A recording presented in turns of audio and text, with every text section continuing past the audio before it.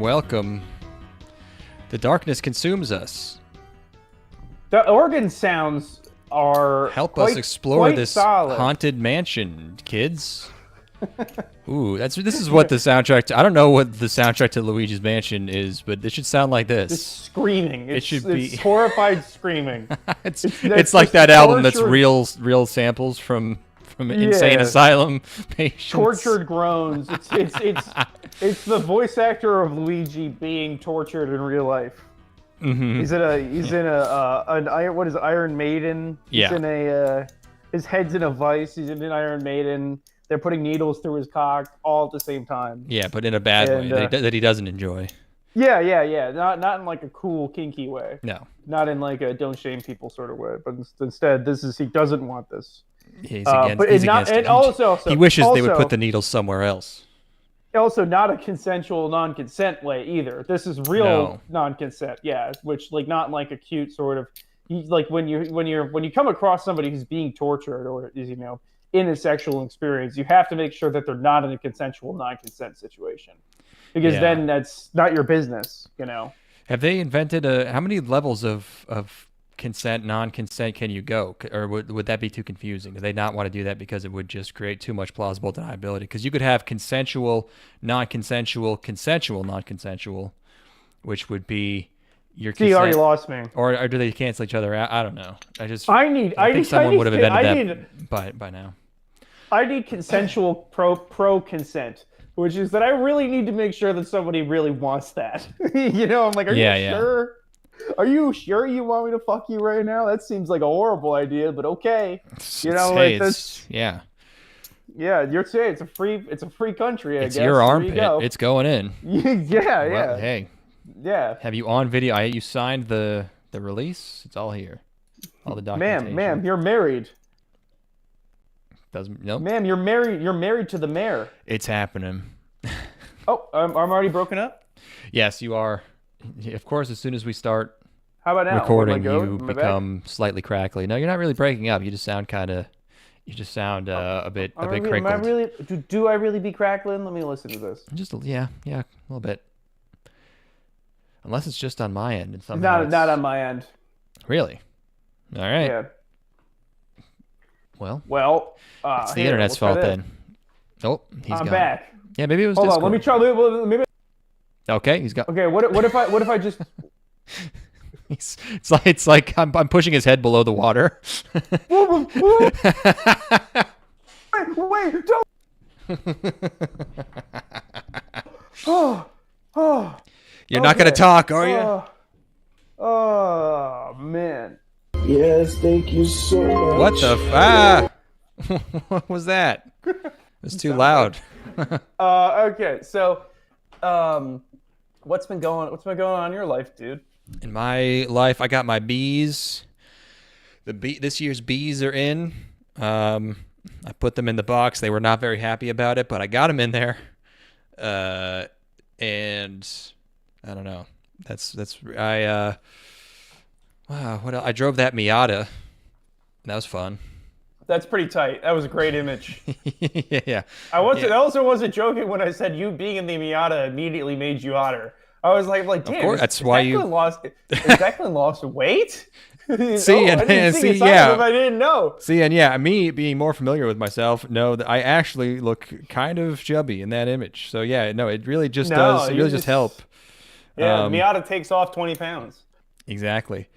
Yeah, I show up at my mom's for Mother's Day and find that she's now in possession of a pristine 92 Miata. So I sent that picture to my dad, and because my dad has finally cleared out his garage. He had two cars that never ran for 20 years, basically. Right. Which is that's technically hyperbolic, but essentially true. If you could, it was an outlier when either of those cars ran, and then I sent him a picture of the car. I was like, man, the other day I was driving, I was coming down a hill, and I saw he listed off a car. I can't even remember what it was. It was some British car, and he's like, don't stop, don't look at it, don't stop, don't look at the car. And he was like, he was thinking about immediately, like, he's like, oh, but that would be pretty cool if I had that car. You know, he's having cravings. He needs something sitting in that garage. Yeah, It needs to be in there. Like, hey, you ever look at this garage and think it feels kind of empty? You know, it's yeah. They should sell that like a Zin, but for cars. It's just a chassis. And it's made of plastic, but you can just see it through your garage window. It's just like it's in there. A big like an adult sized big wheel vehicle shaped like a 65 Mustang that you can. It's an electric thing that you can drive away around your driveway. You know. That's just what the Miata is, by the way. Is like it's besides just looking better, you also just look like a huge, enormous man driving a tiny car. Like, oh yeah, you look monstrous. Look so huge in this car. I look like an NBA player. It's probably the best sports car ever. I mean, just honestly, it will run. Yes, honestly, not as zippy as I was expecting. I thought I was expecting to have I was expecting to jam the gas and be like, ooh, but it's actually kind of like, it's like a little farty, like, it's like a 150cc engine in there. They've got a motorcycle engine driving that thing. Pushing it around. It's like, if it's a good thing it was a rag top, because if it had an aluminum hood on it, oh man, I mean, you're not going anywhere. Or aluminum roof, Oh yeah, no, it's got both. They had the hard top, they got the soft top. Oh, they got the hard top. Swap them out, oh. Yeah. Oh, cool, man, awesome. So it's sick. What an awesome car. It's so good. It sounds fun. We're gonna have to borrow that. We're gonna need, Go hit the links. Go hit the links. What's the links again? That's golf. That's not where pussy is. What are you doing? What are you talking about? You don't get a Miata to get pussy, dude. You get a Miata for the boys. No, it's for the boys. No, girls love it. They love it because it's cute. It's like having a cute dog. Like, yeah, it's not like, it doesn't hurt though. Yeah. Miata's kind of like being like a grower, Mm-hmm. where it's like it looks small and cute at first, and then you realize that inside there's a monster. Yeah, whoa, it's actually twice as big as this. Yeah. It's also, you expect it to go fast, but it's more of a kind of smooth handling, slower ride. Mm-hmm. Yeah, exactly. You can bring it around to pick up your high school girlfriend, and no one's gonna get scared. Right. No one's worried about you getting to third base or anything. No, it's not enough room. Do you have any cassettes? I need cassettes now to play in the Miata. Man. Speaking of hackneyed 90s nostalgia, by the way, I think we need to play that new video game Mixtape. Have you heard of this? What is that? Yeah, you're not familiar with this? Oh my god, No. dude. It's the funniest fucking thing ever. It's like this it's like this story game. It's like, presenting itself as being very indie, and it's set in the 90s, and it's like all the reviewers, like, it's like 10s across the board, and then like everyone online hates it because just looking at it, everyone assumed it to be like a certain thing, but it's actually like bad in a different way that's like weird and just completely like bizarre. And the shit I have seen from that game was so not just bad, but so like culturally behind it, in a lot of ways, that I was sure it was Canadian. I was like, I'm positive this game has to be Canadian. I was close. Turns out Australian. Pretty still Anglosphere, not America. I just could tell it was from somewhere where culture normally does not come from. No offense, Australia. I like AC/DC's cool.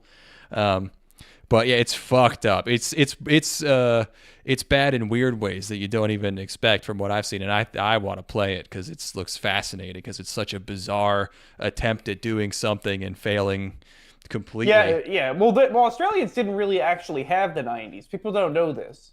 Well, they were fighting some exotic. There was like some kind of lizard that they all had. They were all enlisted to kill, and that's their lost decade. Like, Japan had economic ruin, and Australia was like, yeah, we had to fight the critters in the 90s. We didn't even have to go. We couldn't go to school. They allowed to go to school. They were recruited at 14. They didn't even get to go to high school, really. I need you to bring up a trailer. I mean, this might get us copyright struck, but I was looking through. So Ben Stiller has directed and starred in several good movies, yes. and is His movie Tropic Thunder is obviously fucking hilarious. And then I've heard of it. Zoolander is also very funny as well. It's a cult favorite, yeah. And I always did show not people realize Heat Vision and Jack. that very funny. Yeah. I did not realize that he did the movie Reality Bites from 1994 with it's Winona Ryder, Ethan Hawke, and Ben Stiller. And I'm like, that sounds kind of like up my alley, you know. I had just watched is it what the fuck is it, Empire Records? What's the name of the what did I just watch? How did I forget the name already? Oh, wait, what did you, I don't know. Not Empire Records, the other one. The one with John Cusack. High Fidelity? High Fidelity. I just watched High Fidelity. Why is everybody talking about High Fidelity? Did something happen? No, I watched it like a few months ago. Mixtape, the game, is based off of John Hughes films, including High Fidelity. And I've heard other people talking about High Fidelity. I don't know why High Fidelity's back. I thought I was hearing people talk about High Fidelity. I was like, why is everybody talking about this movie where John Cusack is like an assassin? I got it mixed up with what's it called?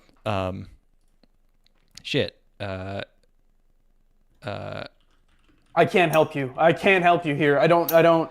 Gross Point Blank. I thought High Fidelity was Gross Point Blank. I was like, why is everyone talking about this like it's a coming of age film? I thought it was like action, different movie. Anyways, you were saying. So, yeah, I'm like, man, Ben Stiller directed. It's got some talent in it. You know, I really like Ethan Hawke. Winona Ryder is unbelievably sexy. And I like Ben Stiller as an actor as well. I'm like, well, let's watch the trailer for this. Got to bring up the trailer for this movie, dude. Okay, this is Reality Bites 1994. I mean, trailers the technology for trailers used to not be as good. Sometimes a good movie has a bad trailer, especially the 90s. The 90s might have been the worst decade for trailers. I don't think it could possibly make a difference. All right, let's see here.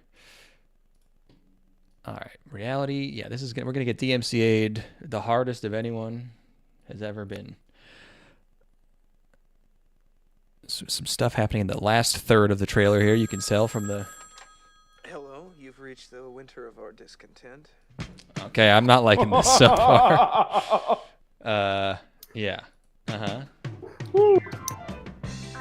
Oh no, it's the World Trade Center. It's really about people who are trying to find their own identity without having any real role models or heroes or anything. It seems like your friends would be perfect for that. I truly believe that if we can get 2 women on the Supreme Court, we can get at least 1 on you, Sam. I lost my job. Why'd you get a job at Burgerama? I was valedictorian of my university. Well, you don't have to put that down on your application. Do you have any idea what it means to be a cashier at Wiener Schnitzel? There you go, sir. And have a tune, Wiener dude. A couple of smokes, a cup of coffee, and a little bit of conversation. You and me and $5. You got it.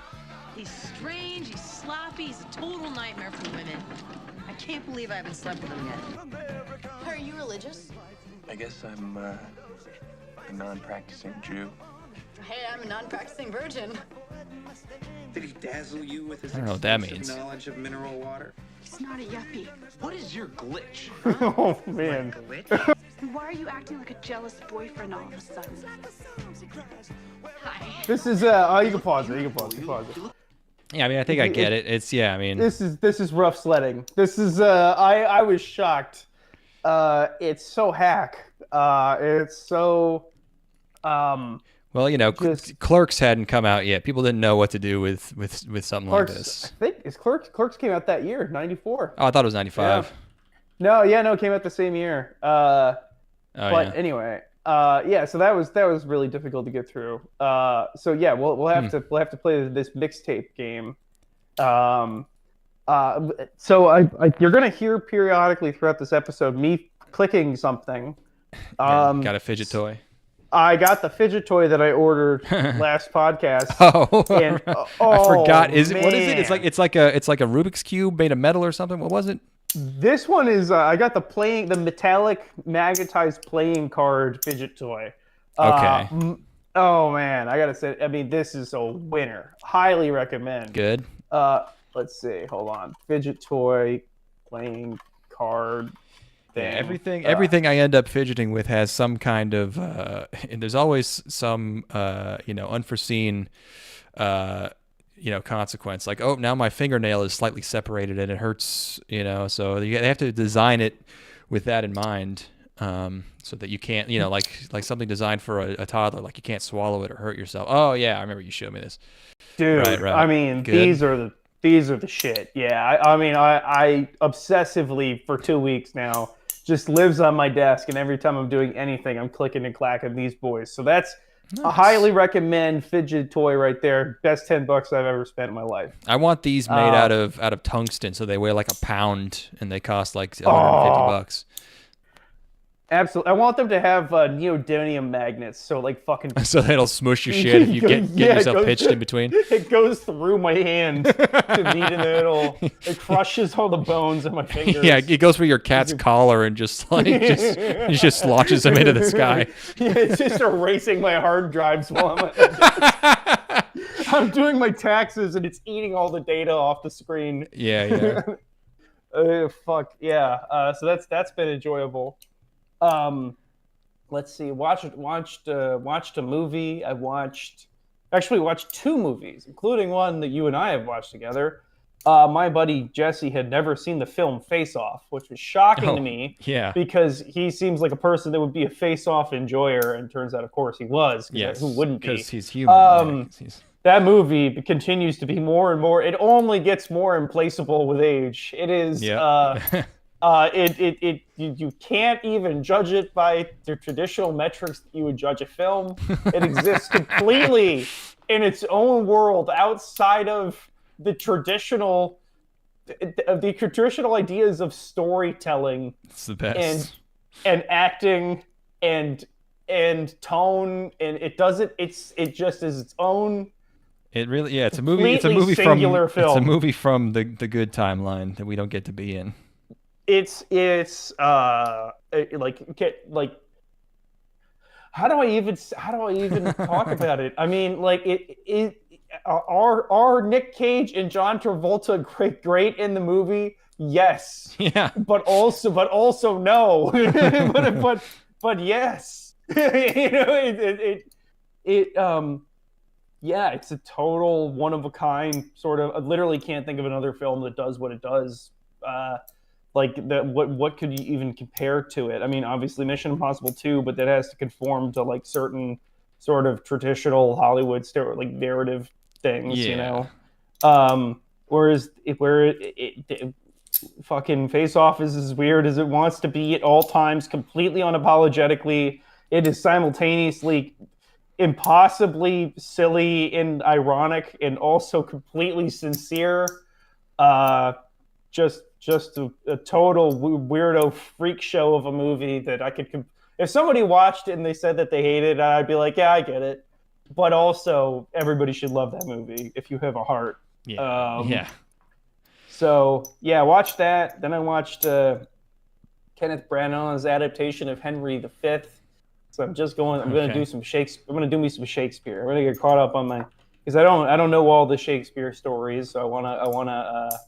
At least not all the ones that matter, and so I want to get kind of up to date on those, so I don't get spoiled at any point. So nobody can spoil Shakespeare for me, which is a concern I have because I don't know how The Tempest ends.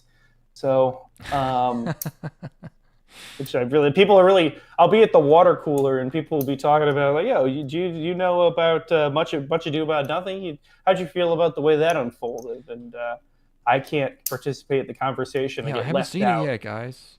Yeah, so it only just came out. Don't show me the flag on top of the theater today. I haven't seen it yet. I want it to be a surprise. A bunch of people leave the theater in mourning after Julius Caesar. Yeah, and I just don't know what happens in that story. So. It's like getting on the school bus after missing the Kids' Choice Awards because you had to go visit your aunt or something. It's like like what songs did Simple Plan play? You're gonna go watch you have it saved on your DVR, but you had to go to bed before watching it. Yeah. So Did they slime the Olsen twins? It's the 90s. They definitely did. Yeah. So And then I guess my last thing is I think I might be actually back on that fucking early 2010s edgy atheist shit. I think I'm back. I think it's yeah.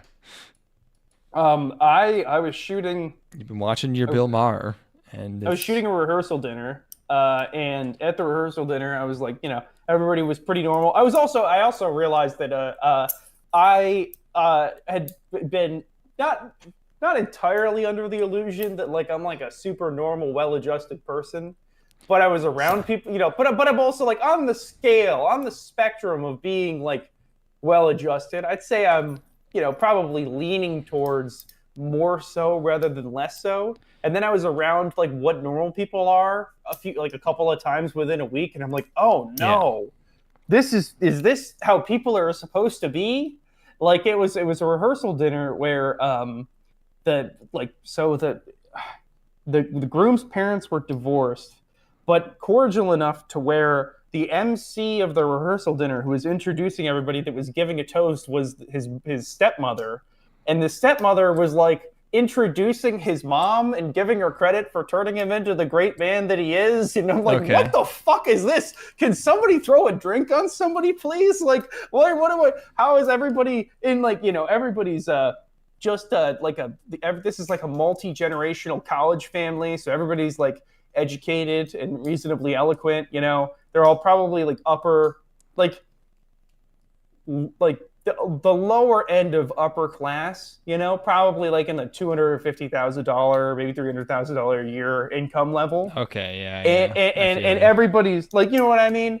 Like, you ever spent time around those people? Because I really haven't. I've never really the type of people would be having amicable divorces, and you're like, ugh. Yeah, exactly. It's like, what's wrong with you? Like, why would you do that? I don't know a single person like that. I think of it like the home lives of everyone I know, literally all of my friends, including myself. And I got both my parents, and they're still together and stuff. But there's much more to the picture there than just like a perfect nuclear family, obviously. But it was freaking me the fuck out, where I was like, everyone is so well-adjusted and normal, and nobody's falling over drunk, pissing themselves, and nobody's like, it's a room full of 100 people who all have college degrees, and like it was, it made me realize, I'm like, holy shit, I don't know anybody like this at all. I don't know anybody who had a who has like, I mean, do you know anybody who's like a normal, well-adjusted, like kind of fringe upper class person? Do you know anybody like that at all? I thought that's most of the people that But were you? I didn't spend much time with them though. Like I wasn't friends with any of them. I mean. Yeah, I guess you lived in a neighborhood where there were people like that, but I never. I feel like I have like aunts and uncles and cousins that are like that. Basically, their families kind of like that. Yeah. Yeah, and it's so like unsettling to be around for me, because like again, without going into too great of detail, again, my childhood was, I'm not going to trade my childhood away. It was great. I had an awesome childhood. I had many things that nobody else could even imagine having, but at the same time, there's also certain things that you think about and you're like, that was fucked up, or you think about like, imagine going to, I don't know how much I want to go into this, but it's just like nobody lives this life. Like basically nobody in human history has ever lived a life where like nobody's like abusing drugs, nobody's like abusive, nobody is, like there's basically no real sort of struggle or pressure at all in their life, other than like get through school, go get a degree, find out some kind of job, and it was fucking strange to be around. And so that was going on. And then I went to another rehearsal dinner with a similar sort of class of people, where it was but these people were more overt, like about their like, they're more explicitly on the nose, like like these are Christian folk, right? Yeah. And there's this one speech that this guy gives where it's a pretty nice speech. It's nice, heartfelt sentiments about both people in the couple. And then he ends the speech off with talking about it. It's like, and you guys have to remember that you are both fallen and that you guys are both filled with sin. And I'm like, whoa, where the fuck did this come from? Out of fucking left field, jamming the fucking, coming down with the you're doomed, obviously you've got to find salvation in Christ or whatever thing. But it's like, man, imagine living with that over your head all the time. And it's like, yeah, no fucking, I was born with sin, and I'm fallen, and I have to work my way back into God's grace. It's like, that's a lot for somebody to have to deal with all the time. That seems fucking crazy to me. So maybe they're way more fucked up than I am, and I'm the normal guy. It's probably what it is, actually. Some days you're the normal guy, and some days you're not the normal guy. It's like that comic of the guy looking at the normal guy walking down the street, and you're like, I hate every stupid asshole, and he's just a normal guy. But sometimes you got to be the angry guy, and you got to be both those guys in that same. But you think you're completely without sin? Then is that what you're saying? You're just looking at these people. What are you talking? Sin's not real. Yeah, of course. Yeah, no. If somebody told me like, hey, by the way, you just have to remember that you have sin. I'm like, no, I don't. What are you fucking talking about? There's no potential in you to ever do anything wrong ever once. No. I've done wrong, certainly, and I will do wrong again. But I don't have any sin. But that's what. Okay. No. You've kind of word sold your way around this one in a way that I think is pretty transparent. Sin is a specific thing. Sin is what they've got. I don't got none of that. There's no sin in my life. I've done wrong, but sin is not a part of the fucking equation. So you're not a perfect being. Correct. That's what that means. That's all that means. No, that's from that moral framework that I don't subscribe to whatsoever. It's exactly the same thing. If somebody came, you just don't like the word sin. That's all you're objecting to. Because the remedy that's proposed for sin is different than the remedy in real life, which is like, in the real world, which is that you correct your behavior and do your best to either, deal with your past mistakes and then not repeat them. Whereas the sin in this is dependent upon some other entity, like forgiving you, basically. It's not the person that you've wronged, or you know what I'm saying? That's like saying, oh, you're just telling me I have a dented bumper because you're trying to sell me some shit. What I have is a dinged nose on my car. No. I'm just a little dinged up, okay? It's not. I don't need a new bumper, okay? You're trying to prescribe something that you're calling a new bumper, but that's a product. What I have here is just a little love tap. Okay. No. It would be like saying, it's like, well, I can. I have the option of going and buying a bumper, which is a real thing that actually changes the object. That actually fixes the problem. Or you can put your hands on the bumper and then say that the bumper is healed. That's not an objection to the diagnosis. The diagnosis is the same. It's the diagnosis and the solution are different things. You can't object to the diagnosis on the basis of what you think the person doing the diagnosing is prescribing for it. No, because I'm born with sin is the thing. The idea is that I'm born with sin. No, of course not. Of course I'm not born with sin. Yeah, you are. Ridiculous idea. No, definitely. Yes, you think. Yes, you are. You're. I committed the acts that could be perceived as sin. I was not born with sin. Absolutely not. But so, I mean, you were born without the potential to grow into the imperfect person that you are. I had the option of not do the mistakes that I did, for sure. That was absolutely on the table. I knew better. In most cases, I knew better, but I still did it anyway. That is. I easily could have avoided the things that I've done wrong in my life, for sure. Yeah, but your decision not to avoid them came from within you. It didn't come from outside of you somehow. No, I had free will. This is I had the. That's what's inside you. Yes, that's the same thing. Ooh, that's nice. Sinside, that's a good band name. Sinside. It's like Broken Side. That's sick. But no, and Jada it's just Pinkett that Smith's new band, Inside. Yeah. No, you could come up to me and say that I just am not going to embrace the framework that requires me to process it through a religious lens. So like, no, I do not have sin. The judgment does not come from on high.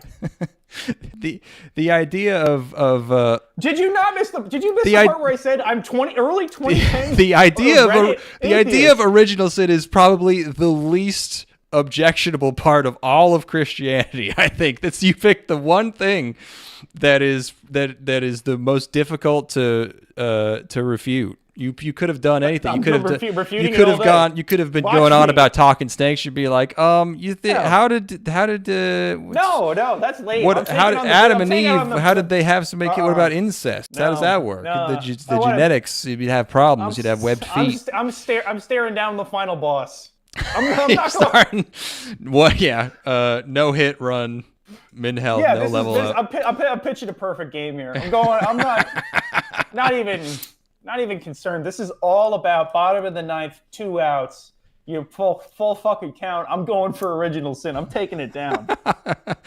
Yeah, it's time to logic this shit up. I'm ready to dance. Yeah, no, it's it was that's fucking insane to have like looming over you this thing that you're not at fault for, and that you have to. You are at fault for it. That's the whole point. No, it's specifically through a Christian. It's specifically all of these things are coming from. You have to turn yourself to Jesus to find forgiveness. It's like, no, there's no forgiveness is not coming from a non-existent entity. Like I can find forgiveness elsewhere in my life outside of that. Like if I told these people, like I'm going to go atone for all these things that I did wrong, but I'm not embracing specifically the Christian redemption, that's not going to fly with them. Then I'd be like, well, you did address the sins, so that's chill. It's like, no, you specifically have to buy into the supernatural element of it, which I cannot do. Well, yeah. I mean, that's why it's a religion. Yeah, I know, it's fucking weird. I told you, early 2010s atheist. What are you not getting here? I understand. Give me a banana. I'm putting it in my ass right now. You me orange, give orange now. Yes. No, you're bringing it back. No, I'm excited to see how it goes. It's gonna be sick. You can start it. You know what the great thing is that I'm a little animated right now, but by the next time you see me, I'm gonna have this dialed in. Now you are atheist plus. You're atheism plus, right? Which means you also acknowledge that really you acknowledge your privilege as a male and accept that atheism really is for the purpose of furthering the status of the benefit of women in society. I'm atheist plus in that I got to get a bigger belt. Mine's a little too tight on me right now. My pants are too tight. I'm up to a 36. Atheist plus size. Yes. I feel like there's probably a lot of crossover there. Yeah, I think probably. Yeah, we'll get there. We'll see what's going on. I'll address those problems individually. I'm going to reject the term atheist entirely as well. You can't define me like that. No, but atheism has become a religion. You can't box me in. Yeah. I don't believe in non-belief. I actually don't believe it's impossible to have a perspective or belief for me. This is all going to end with you fleeing to Suriname.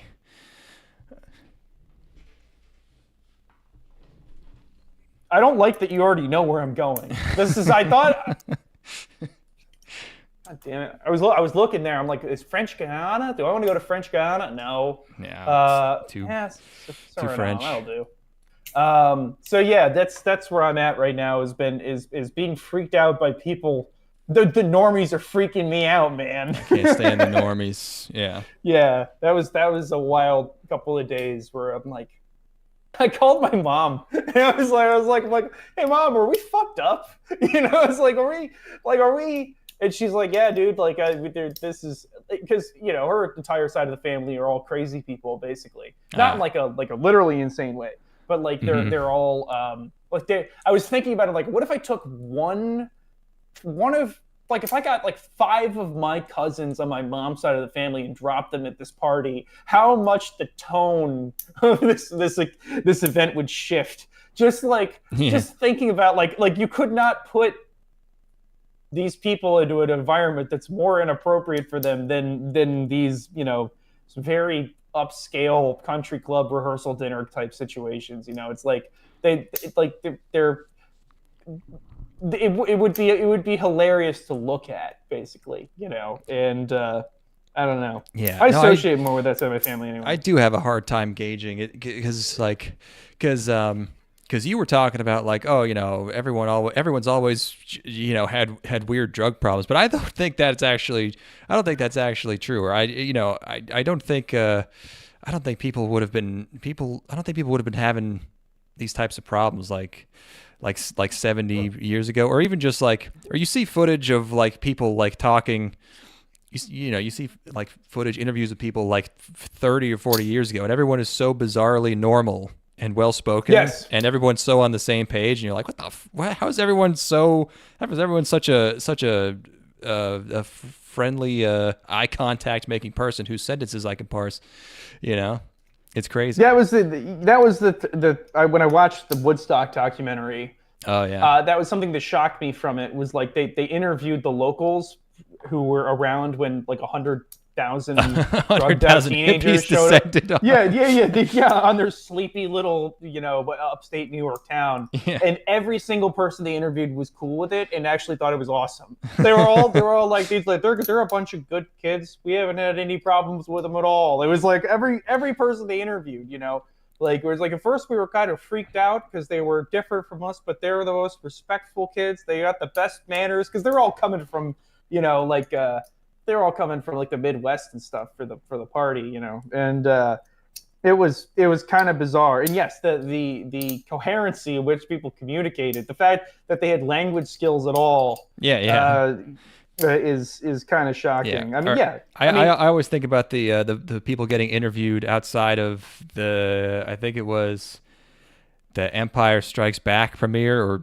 Return of the Jedi or something, and it's like and everyone's just like a cool, well-dressed, like, nice person. And it's like, even though Star Wars was and still is like the most popular thing ever, if you interview just random people outside of a Star Wars movie, I mean, it would just be like, it would be a total fucking freak show. Yeah, again, like that's why I have to give myself a little bit of credit in that, like I can make eye contact with people, like right. I again, when I worked on that first doc, the subject's wife, I introduced myself to her, and she asked me if I was Catholic because I had manners. It was like she's like, where'd you get those manners from? Are you Catholic? I'm like, no, I'm from New York. She's like, bullshit. Are you Catholic? No, I'm from New York. No, she asked. I said it was more to the conversation than that. Okay. But yeah, like so I don't mean fuck. If this is what I am, good luck to everybody else. Jeez. Yep. So, anyways, that's really all I got going on. A little bit of existential dread. Just being around. Welcome to the normal cast. My betters, my betters, my biological and cultural superiors. And then I've been listening to more of the Federalist Papers. So that's gonna be a fun 7 years. Yeah. I've been picking people up like to go do stuff, and then just on in the background.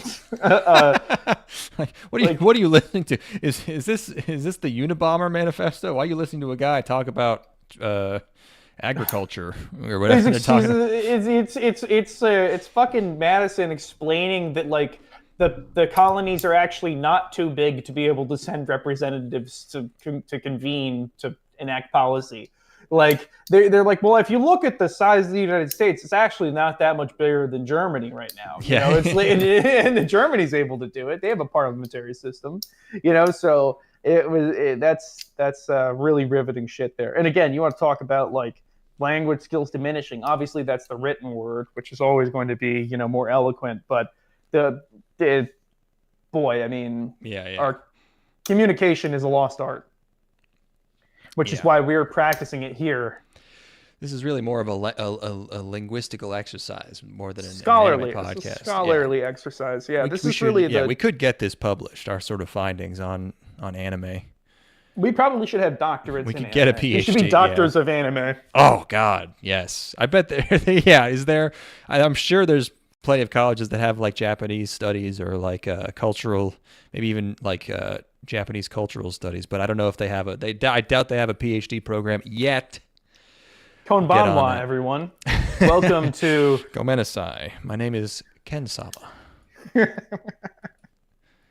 You have anything going on outside of your bees and your Miata, your Miata? No, I don't. No, I don't think I do.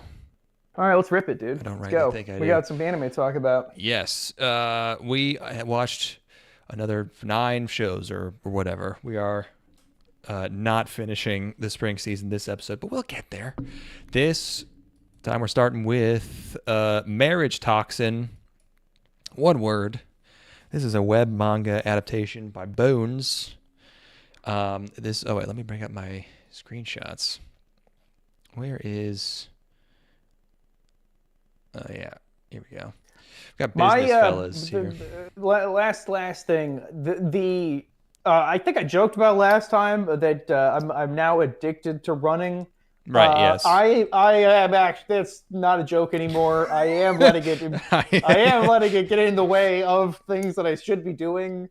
I am finding myself trying to slide it in whenever I can, and being like, I can fit this in. I can fit it in like 4 miles.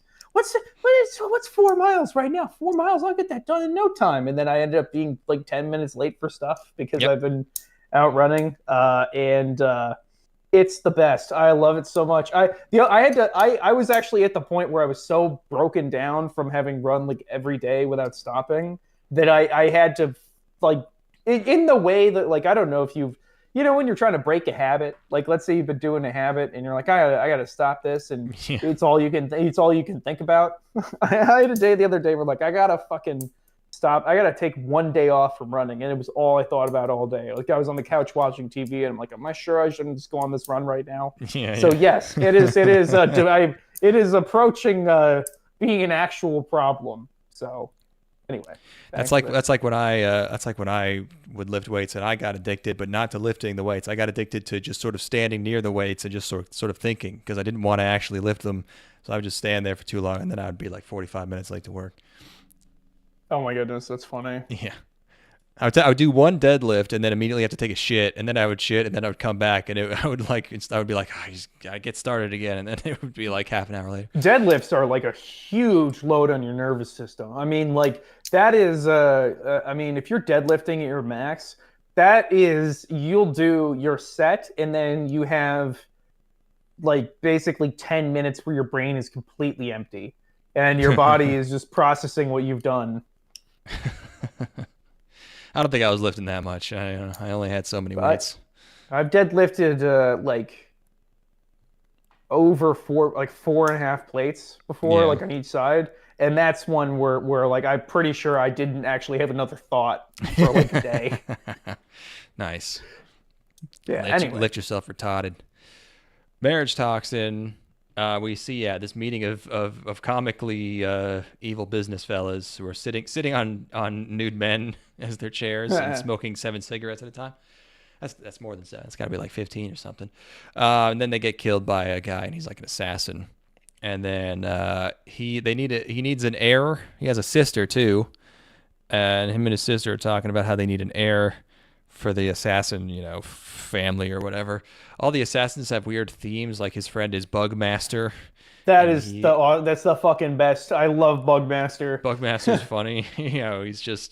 He's everything about him is just bugs, but he just looks like a big hulking man, but I was dying. This was cracking me the fuck up. Because it just kind of comes out of nowhere. It's like, it's very understated. Like there's not really, address it. As far as I can remember, I don't remember there being any supernatural stuff before this scene, and they bring attention to it, but it's like presented as being very normal. He's like, yeah, let me just walk away on my millipede legs or whatever. One of the funniest gags I've seen in an anime in a long time. Like I was actually losing my shit. It's so ridiculous. It's amazing. And the whole time, our protagonist is like, "You're the coolest guy ever, Bugmaster." I love you, Bugmaster. Yeah, I mean, he's just calling him Bugmaster. Well, it's so awesome. Yep. Yeah, so then he's thinking about, getting a wife, and he visits, this other guy who's having him torture this lady to death, and he's like, "How about you marry me, lady?" And the guy's watching him, and he's kind drinking. of an impromptu decision. He's drinking wine wrong. He's like, "That's not how you drink wine, stupid." He's spilling it all over himself. But I don't know. This lady's, I like that too. That was pretty funny. This lady's explaining how she's a nasty hoe who does gross stuff for whatever her job is. I can't remember.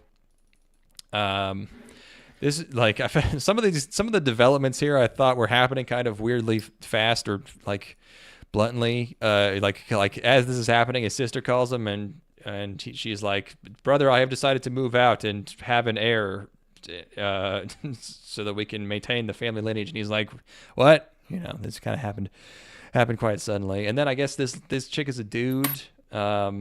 No way. No shot. Which I was glad. I was like, I didn't like her anyways in the first place, because something seemed off about her. And absolutely no chance that's a dude. I would. I mean, that's the no way. You think he'll turn out? You think they'll double down, or double back later? I will. I'm gonna go on. Can I bet on this on Polymarket? Let's see. Hold on. I wonder if there's. You can make a market on Polymarket if there's not one already. Polymarket. I mean, I don't know, because it's already a manga. You could just go figure it out right now. It's already. I looked into it. I checked, and that's a topic of conversation. And they're like they on Polymarket. As of yet, it has not been confirmed that this is a woman. That's definitely a woman, 100%. No way. No. Okay, so they haven't chance. It hasn't been revealed to be a woman in the manga, but yeah, it still could happen. People are upset that it is going to be revealed. People are upset because they know that that's definitely going to be a woman. And they're like, it sucks that the clear end game is that this is going to be a woman, even though the show hasn't talked about it at all yet in the manga. But like, clearly, obviously, actually a woman. Yeah, it's weird. Like, I don't know who is like, because normally if this kind of thing is for just gay dudes, then they make something about the woman. They give her like some broad shoulders, or they give her like the really flat, like they give her like the solid chest or something, or they just do, they do something off about it, like, but then if it's for so then why even have it at all? It's so it ends up just coming across as some sort of weird, like some weird fantasy where it's like, if I was a girl, I would trick all the boys and everyone want to have sex with me, kidnapping. It's like, I don't know, it's probably not meant to be that, but that's how it comes off, Happy D, good on you getting back in the gym, dude. Get fucking swole. Yeah, I should do that. I don't know. The Happy D's on it. You got to join the club. I am shedding weight right now, and I finally got to the point where my double chin is small enough to where I can shave again, which is something I haven't done in like 8 years. I was looking at pictures of myself from college, and like, fuck, I was so hot.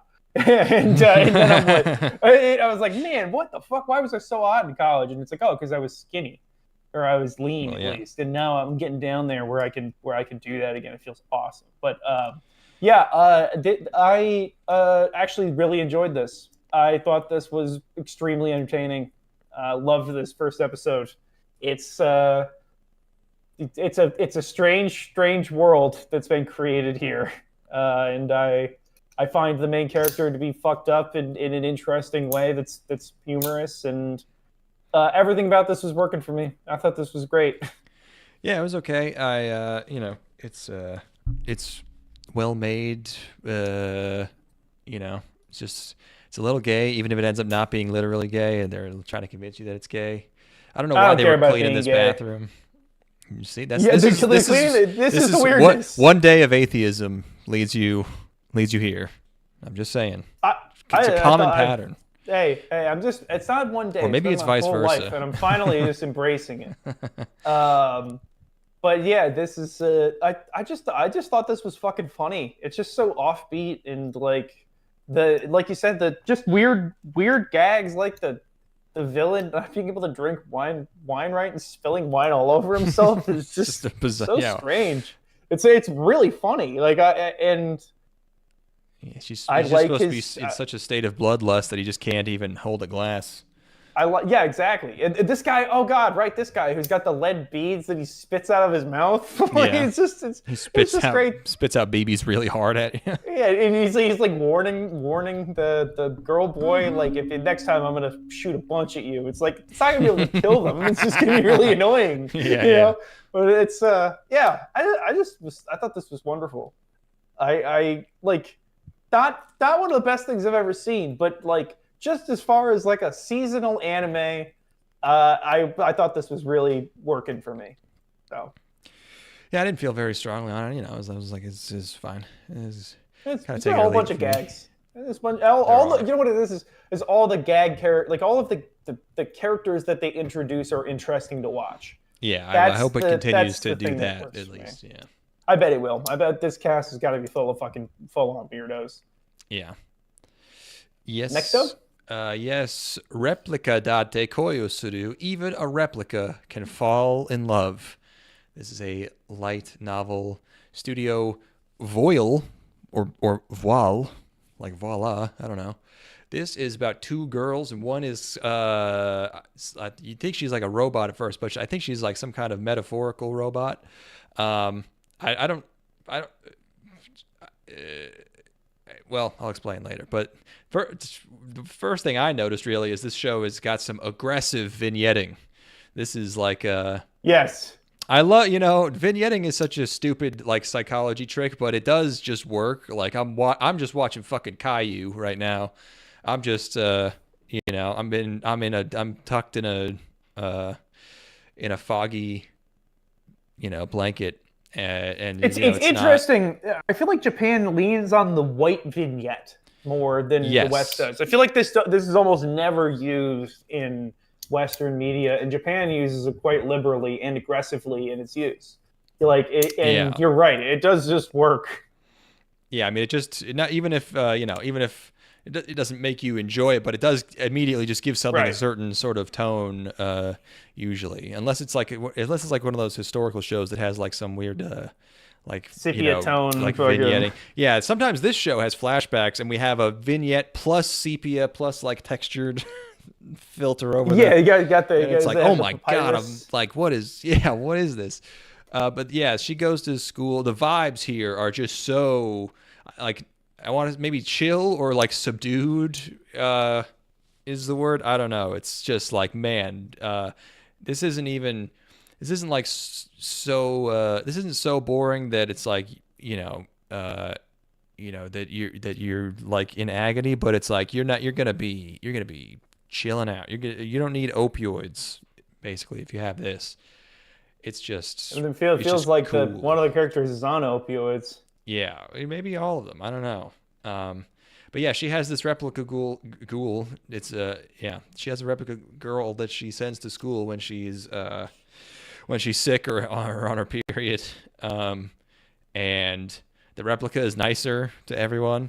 And I was like, is this going to turn out that it's like actually some mental cope that she's developed? Like she's pretending to be someone else, pretending to be herself to dissociate from life when she's having a bad day? Probably not. But then the end of the episode happens and it was like, this is like a magic replica that she like invented when she was a kid. And it's like, okay, I think I hope they don't like try and like reveal, like pull some reveal like it's going to be a twist later, because I thought they were making it pretty obvious explicitly that that's what's happening, is that this is just a different sort of personality that she takes on when she doesn't want to deal with people, so she puts on some kind of mask of herself over herself or something.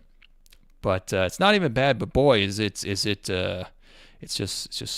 kind of subdued. It's slow. It's not high impact. I felt like I was overdosing. My roommate was watching this crap yesterday. Yeah, I did not care for this. This was a sleepy, especially coming off of MARRIAGETOXIN, which was nonsense and fun nonsense. This is way too grounded and way too like I'm like absolute snooze fest. I was like can you just I'm not going to go there. This was boring to me. Yeah, I felt like it should have been boring for some reason. It didn't bother me too much. I was watching it like this should be bothering me. Yeah, sometimes you just like something. It was like 10% of Hidamari's sketches was enough to get me there because my tolerance is very low. It's gone. You know, it's been. I don't want to think about how many years. So anything that can come close to scratching that itch. But yeah, you know, there's nothing going on in this. Watch this. You know what? I watched this at 1x speed. I'll say that. Yeah, this true. easily could have been a 2xer, you know. But no, I was curious enough to see where it went. So. Yeah, and where it went was they have a club. And there's a basketball boy. Yeah. Yes. Next up, Hidarikiki no Eren. Eren the Southpaw. Web Manga, Production IG, and Signal MD. Huge collab of studios with abbreviations at the end of their name. This is abbreviation lovers are eating. Yep, they're eating. This is set in 2010, but most of this episode is a flashback to like 1998. I thought that this main guy looks like he's supposed to be an Attack on Titan, and then the show's called Eren. I was like, that's weird. What does this have to do with Attack on Titan? And then you get when you get the opening that's like jazz rap, you know this shit's about to be trash, buddy. And actually, it was not as bad as I was expecting from the jazz rap hip hop opening. Did you like the lyric? You are so fucking beautiful. Funking beautiful. The song is it funking? The song's called Funkin' Beautiful. Yes. Yeah, okay. There's plausible deniability on that one. It's a bit of it's a loophole. Yeah, for sure. They're getting around the censors on that one. I feel like you should just be able to say English swear words in Japan. I don't see why they're limiting themselves there. I can say Kuso in any song I want in the United States to get it radio play, I'm sure. Well, that's not even really a swear. They don't really have swears. I guess you could say like Monko. Oh my God, Jesus Christ! Fucking watch your mouth, dude. This is an atheist podcast, bro. I'm sorry. I forgot. We have morals. I lost my. They're in high school. This guy wants to be a graphic designer, and then there's this kind of scary lady who's walking around. She's angry about stuff. I like this flashback where she's holding a pencil like in the way you're not supposed to hold a pencil. I think if a kid is holding a pencil like this at this age, it's a sign of something. If she's sucking her own hair and holding a pencil like this, it's not looking good. It's you got to start. She's drawing thousands of photos a day. It's like, she's drawing thousands of pictures a day. You got to start padding the house. Yeah, well, no, she's not moving anywhere. Just keep feeding her pencils and paper, and you're okay. I think feeding her pencils is what got her here in the first place. I think. Man, you can't stop what's begun. Yeah. All you can do is fuel the fire until it burns itself out. I like how she's supposed to be a prodigy, but it's just like she's really going more for quantity over quality. That's how you get to. That's how you get there. She got to put those hours in. She's the Viper of artists. She's putting out 300 albums a year. Bucket head. Yeah. So there's a mysterious graffiti person angrily spray painting over murals, which they say according to the rules of graffiti you can only do that if you think you're better than the artist you're painting over, which I feel like is implied. I don't know if that's I think if you paint over something, you are implying that what you're painting over was worse than what you're replacing it with. I don't know if you need to have like a culture with its own rules to explicitly say fuck that. Your awesome art. Fuck your awesome art. I'm going to put my shit over it. They'd be like, oh, I'm so sorry I had to do this. I have to replace this beautiful thing that I love a lot with my my name. Why is my hand being guided by some sort of extranatural force? I'm being compelled to do this. So they try to lure out the graffiti lady by painting a dumb piece of shit on purpose, and it works. And it's the angry girl.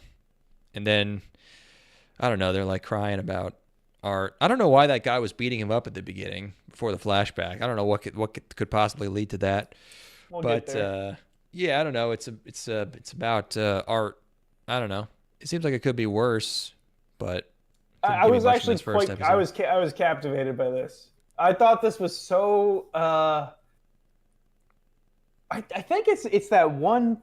It's the dynamic between the protagonist who has the most simple, like, still naive desires as an artist, where he's like, I want to be a graphic designer because that's an attainable artistic goal. And then but he doesn't, like, you know, and either he doesn't realize, or he's, you know, too naive to recognize that, like, that still requires you to be, like, to be able to make a living off of that, you have to be really, really, really good.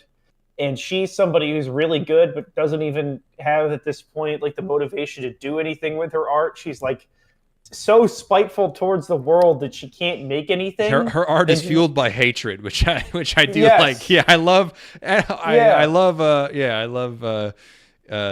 idea of just doing art out of spite because you hate all other art and think it's dumb and shitty.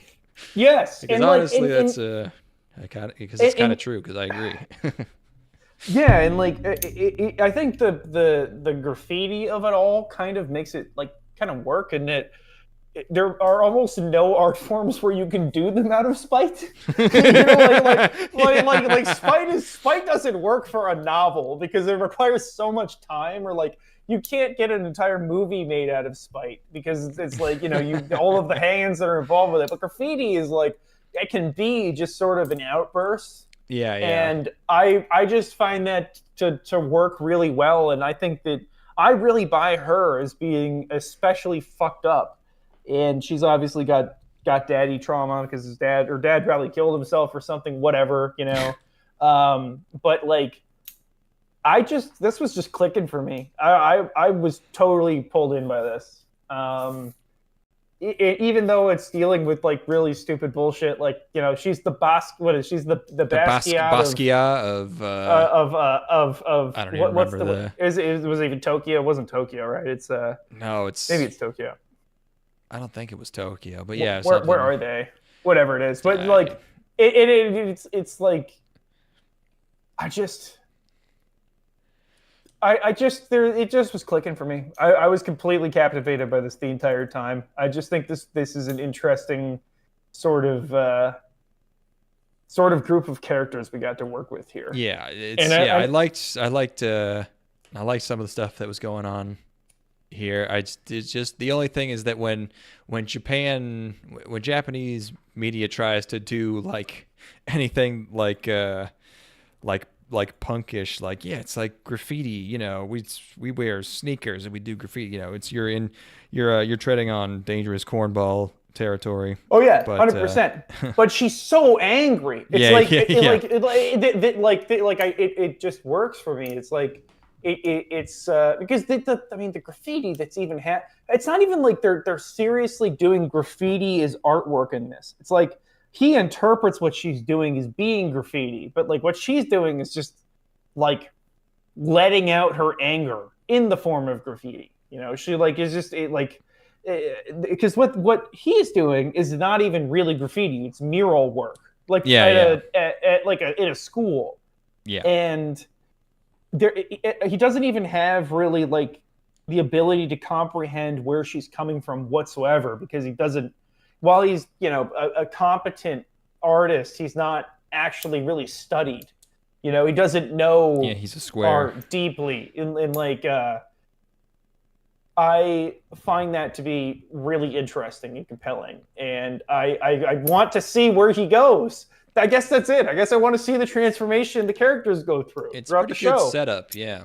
Yeah, sorry, I can't wax poetic on this too much, but like No, I feel you. Because I got to the end of it, and I'm like, why do I like this so much? I don't even know what it is that really pulled me in, and I'm still trying to pull apart like what about it was clicking so well for me. And it's like, look at this shitty ass art. Look at this shitty ass like Newgrounds ass like fucking, you know, kind of art here. But I totally see it where it's like this is his idea of what what's something that's more evolved than just an image of a rainbow? What's something that's saying something? He's a total square. He doesn't have it. And yeah, it's difficult to normally. I feel like a show would be bad or shy away from like doing bad art that stinks in like a believable way. So yeah, they did actually successfully pull that off. And her like angry art that's supposed to be cool and coming from the soul isn't like actually like cause normally you're like, okay, this anime is gonna try and do like cool passionate graffiti. You're like, oh god, this is gonna be the worst fucking eye roll shit. But it's just like an insane, crazy, like black splotch of scary eyes. There's like eyes in you have to like it's just barely recognizable as eyes. Yeah, it looks like an owl or something. You can't tell if it's even a human. It's like, okay, it's actually kind of interesting. Yeah, it looks almost like they're on the edges of it. There's literally the word "suck" is written, and then there's also like yeah, I didn't even see the word "suck." But then like the rest of it looks like it's kind of trying to be words. It's almost like a like Ralph Steadman-y sort of thing going on there. On the edges of it, and that sort of sketchy, like Fear and Loathing looking kind of deal. It's definitely assembling a lot of different styles into this explosion of hatred and anger in a way that's really compelling and actually cool to look at. Like if this was a real piece, I would spend time looking at it because I'm like, this is really wild. And the fact that they put cones up around it, where it's like, hey, what are the cones there for? It's like, they're putting cones down to stop people from doing what exactly? Is it dangerous? Yeah, watch out. I want there to be like antagonist, like villains in this, and one of them is just like, what if it's a guy pointing an AK-47 at another guy, but the AK-47 has the McDonald's logo, and everyone just like kills him. Yo, hold up. The Banksy of Yokohama. Yeah. It's what if I don't know. You get the idea. What if my penis was a gun? That's way better. Okay, next. Oh yeah, here we go.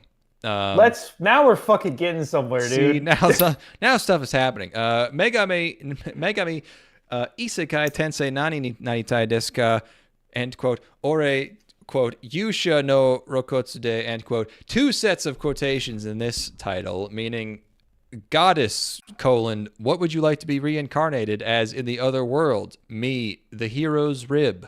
So now we have light novel titles in the format of like YouTube comments or tweets. Another English title, My Ribdiculous Reincarnation. And I copied that, and then I looked back and I was like, does this say ribdiculous? Oh, right, because of the rib thing. So we're okay. So the rib thing is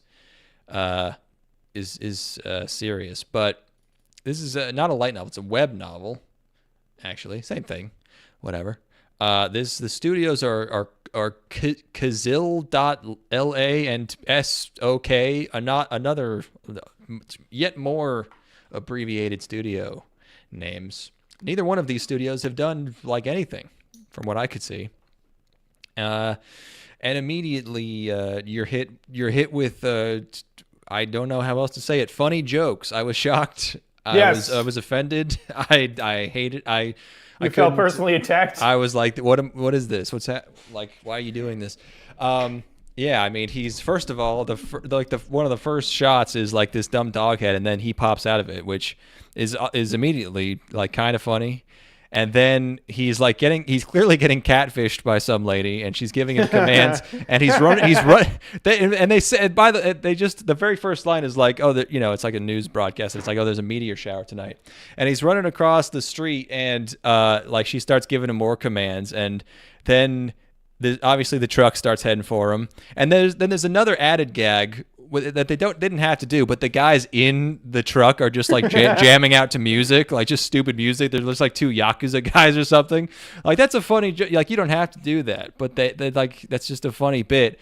And then they just kept saying yes and to everything. You know? Yes, yeah. Just keep adding to the isekai death scenario. So they slam into him, and it's brutally gory, and you see the stupid dog head flying in slow motion through the air, which is an amazing visual. And it's like, it's given all this. It's like, okay, well, you get it. You've seen this. It's the isekai scene. But then he just gets up and he's like, I'm okay, everyone. And then he gets hit by a meteor.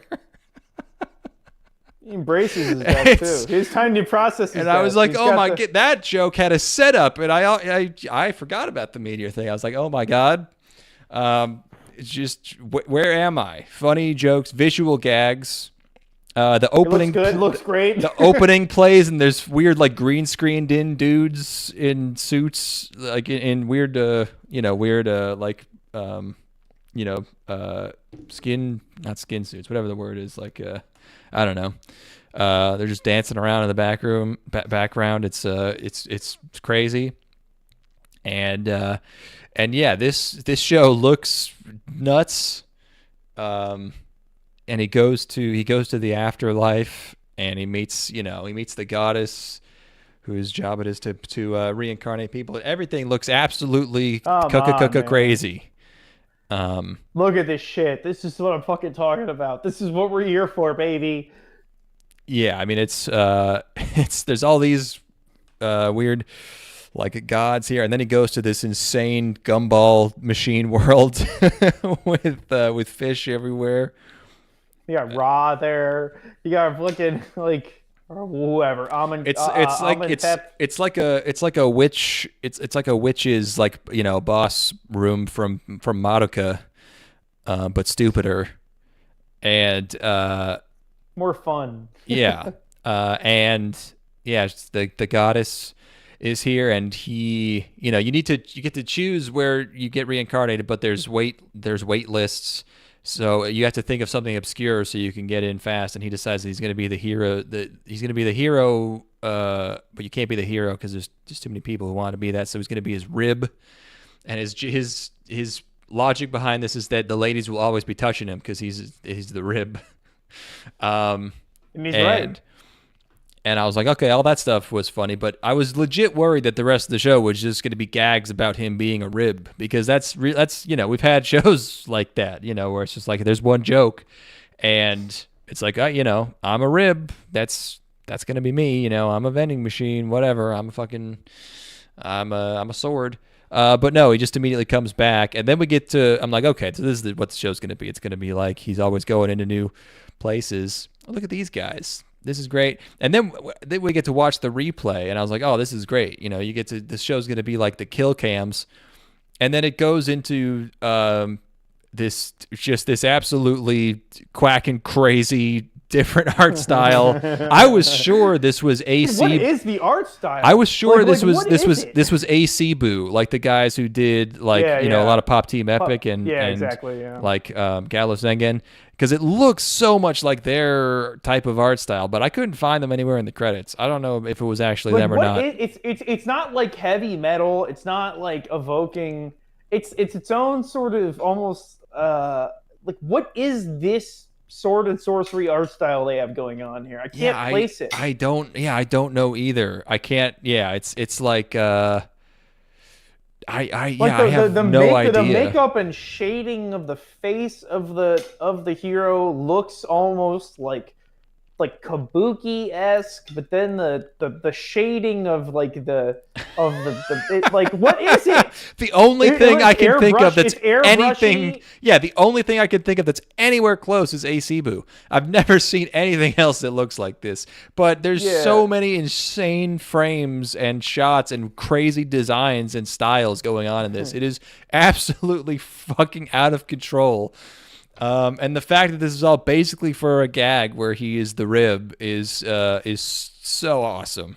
It was so fucking sick. This is like, it's just one of those things where the more effort you put into it, the better the whole thing, becomes, even as a goof. This is like straight up legendary here. Like even if the rest of the show sucks. Yeah. this is an amazing first episode of television. I mean, because it feels like it's like is it like Adult Swimmy? Like a little bit. Yeah, it's like elevated what Adult the Swim fuck? slash like kind of like neo like stoner metal music video, like something you would see on YouTube, like a Yes. Newgrounds thing. It's like a Western.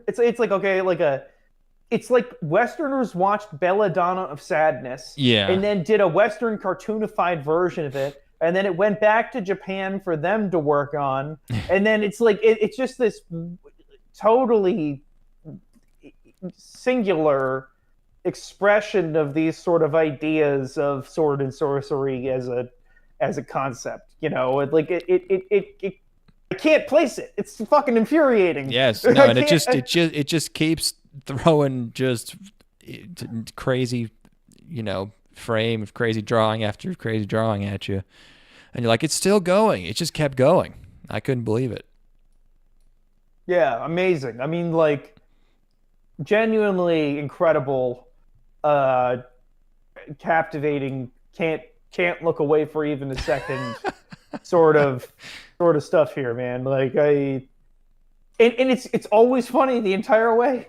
It's pretty much. There's always something funny going on, and our protagonist is such an insane goofball, and he even like has character. He at this point he hasn't really gotten to do much other than be like a pervert, but there's even still like dimensionality to his perversion that's funny, and like the interplay between our protagonist and the goddess is hilarious, and she kind of gets invested for a bit and then loses her patience with the story, and just wonderful, really. I mean, I love, like, because you see you see this whole sequence and you see him come back and you're like, okay, because obviously that this is what the show's going to be. It's going to be him going into different worlds. But the first thing he says when he comes back and he goes, "I'm out of ideas." Like, he's like, okay, that was the only one. that was the one thing you could think of. But yes, this is good. Yes, thank you for this. Thanks for having this. Thanks for making it. I got some reviews from Mal if you want to enjoy them with me. Oh, did they not? What do they think? So Mal's score on this show right now is a 6.5. Okay. Which means, I mean, either this thing really goes downhill or, gosh darn it, I dropped my awesome fidget toy. No. Oh, it sounded like something shattered. How will I stim now? Okay, whatever. Okay, 6.5 average review. So either this thing goes way downhill or people don't get it at all. Yeah. This is from Neo Randoms. Random spelled with a Z. This person has mixed feelings, but they did give it a 9. Yeah. Isekai has changed so much as a medium. in the early days, it was one of the most beloved genres, offering the purest kind of ultimate escapism from so-called quote-unquote cruel reality. Oh. Now, it has become one of the most overused and easiest to skip genres around. Along the way, okay, sure.